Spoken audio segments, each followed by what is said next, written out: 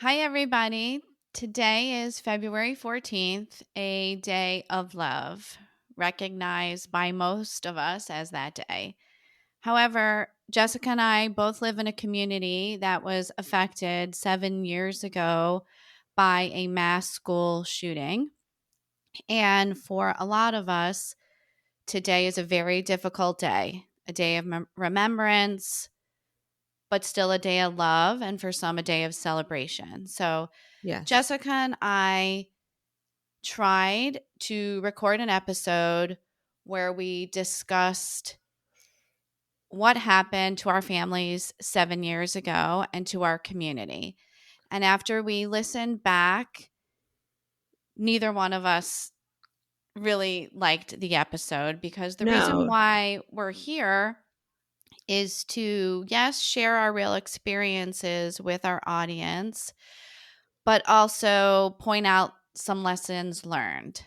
Yeah. So, It was very hard to capture our feelings, our emotions in a way that doesn't sound so completely morbid to our listeners. I mean, that's not what we wanted.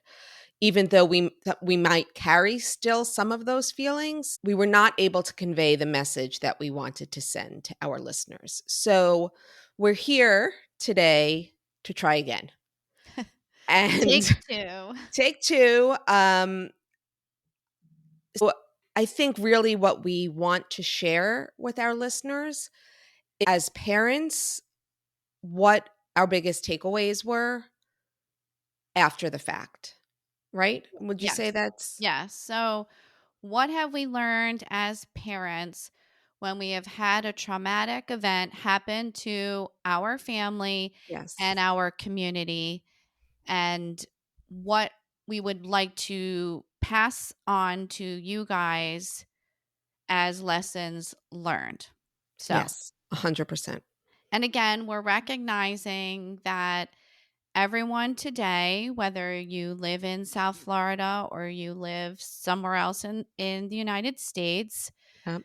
you're going to choose how you celebrate this day. Whether, you've always celebrated Valentine's Day in a special way with your family or your loved ones, or you don't recognize it as all. So, what we're sharing today, we're not intending to change this day for anyone. We just want to share our experience and our lessons to you. And surrounding that is we still feel that it is a day of love, and it can Yes. still be the day of love, even though a lot of people today are struggling and in pain.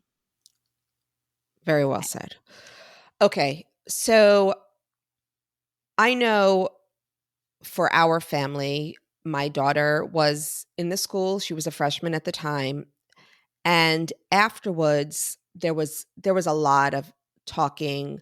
There was a lot of Avery saying, "You don't understand. I just want to be with my friends. They were there. They understand what I went through." And we all had our different experiences that day. But for me, I had to recognize that I did not have the strategies and the abilities to help her through the trauma that she was dealing with. So it became apparent very quickly that she needed the support not only of her family but of outside help. So we took her to a therapist, and she still sees a therapist today to help her deal with the traumatic events of that day. I Right. think it's important as parents to recognize the fact, as much as we want to, we cannot fix everything for our child. Yeah. And I think our role as parents is to be supportive, and supportive also means recognizing when you don't know how to handle the situation and supporting them through finding a way to get help and finding the right professional, therapist, trauma specialist, EMDR specialist, whatever they need to get them, doctor, to get them the love and support that they need. that is our role as a parent. Like, it's not always to know what to do to fix it or solve the problem or help. And Right. I know sometimes we feel really guilty about that. Like, I should be able to help my child. Right. But I think recognizing we can, and that's not our place, but it's our place to find the right support. Right. Uh, and the truth of the matter is, I know as much as I talk and have an open communication with my kids, I'm not trained professionally in dealing with trauma.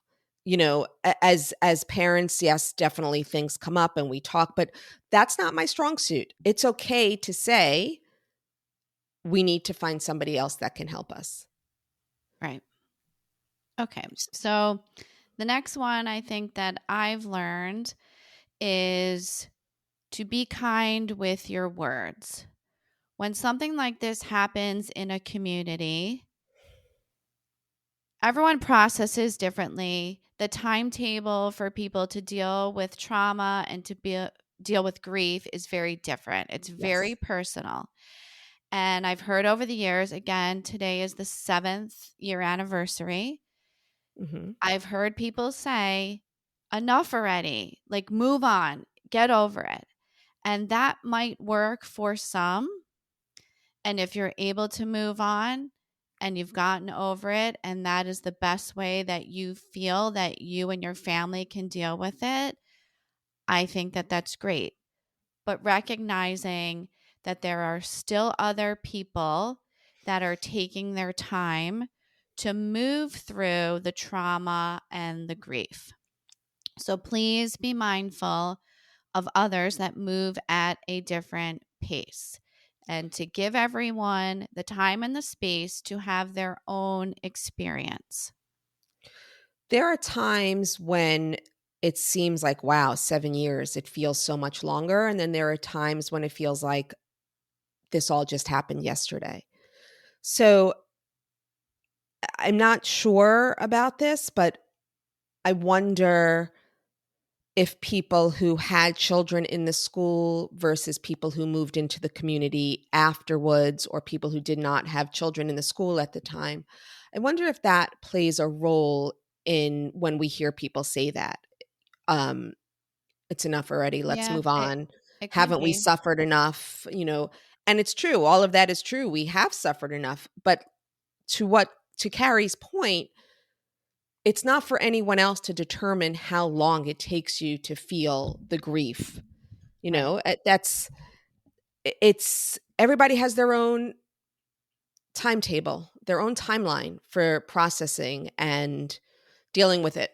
I know for us and our family, um, I do check-ins as Valentine's Day is coming up, and I'll ask, do we want to celebrate it as a day of love yet? Or do we A still day of want to do a remembrance. day of remembrance? And the general consensus is nope, not ready yet to go back to Valentine's Day as a day of love and celebration. Yeah, and So, our family we do both. right. So it's a day of remembrance and also a day of love. I like that. Maybe I'll suggest that to my family this year. Yeah. All right. So one more Wh- lesson that I'd like to share Yep. is that being with people who like have experienced something traumatic, something large, or they're struggling for any given reason, whether it's Hmm. something in their family or something as large as this and horrific as a mass school shooting. But there are a lot of uncomfortable feelings around how you handle emotions, communication, and people's feelings after. Sure. It can be uncomfortable for both parties. Right. I'm sorry, for the families that are experiencing something and for people who want to say something but might not know how. Right. And especially if you're struggling with a friend who has lost a loved one, whether it's in this horrific way or this can be applied, to just an illness or some other way that we have lost a loved one. Right. And so what happens is, at least for me, is you get uncomfortable and you don't know what to say or what to do. And sometimes your initial feelings are to avoid the uncomfortable, avoid the person, avoid the situation. And Yeah. so what I have learned is it's actually the opposite. Yes, it's uncomfortable. Sometimes you don't know what to do or to say, Mhm. but saying, I want to be here for you. Check in. How are you doing? Give a few options of how I can be supportive. I'd like to bring you dinner, or Let's go for a let's walk. go for a walk. I'll come sit with you and we'll have coffee. Instead of just asking, what do you need? Because they don't Or know what they need. right, or let me know if you need anything. Right. So touch base, lean into the discomfort, and then continue to talk about the loved one that's passed. Yes. Say their name, share stories, ask questions. People want their loved one to be remembered. And I know sometimes, at least for me, I can give my own personal situation where I feel like I clam up and I'm like, do I say their name? Do I ask questions? Is that more painful? But no, it's not. It's the opposite. It is very helpful to continue to talk about them, share their memories, ask questions, even if you did not know them that well. Don't, Ask ask, right, ask ask. about them. It's just because they're no longer with us does not mean that you cannot get to know who they were as a person. And speaking from my own experience of loss, people love to hear the stories. It keeps their memory alive. Stories you're telling might be stories that they've never heard before. What else do you have? You have any other My personal shares? my personal thought is never miss an opportunity to tell the people you love that you love them. One of the things that Fred Guttenberg, who lost his beautiful daughter Jamie, has said is that he couldn't remember if he said he loved her when she left the house that day. And that one has just always stuck with me. So today, however you choose to recognize February 14th, make sure you tell the people you love that you love them. Yes. Go right now. Tell someone you love them. Call someone. Text someone. It is so easy to do. Just do Yep. it.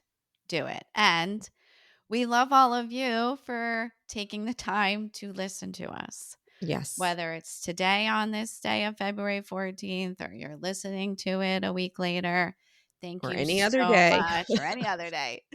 Thank you so much Carrie. for being a part of our journey. Yes. Carrie, I love you. Oh, I love you too. I was like, are you going to tell me that you love me? I do. I I love love you. you. And I love you for being on this journey with me. Me too. Take All care, right. everybody. Take care, everyone.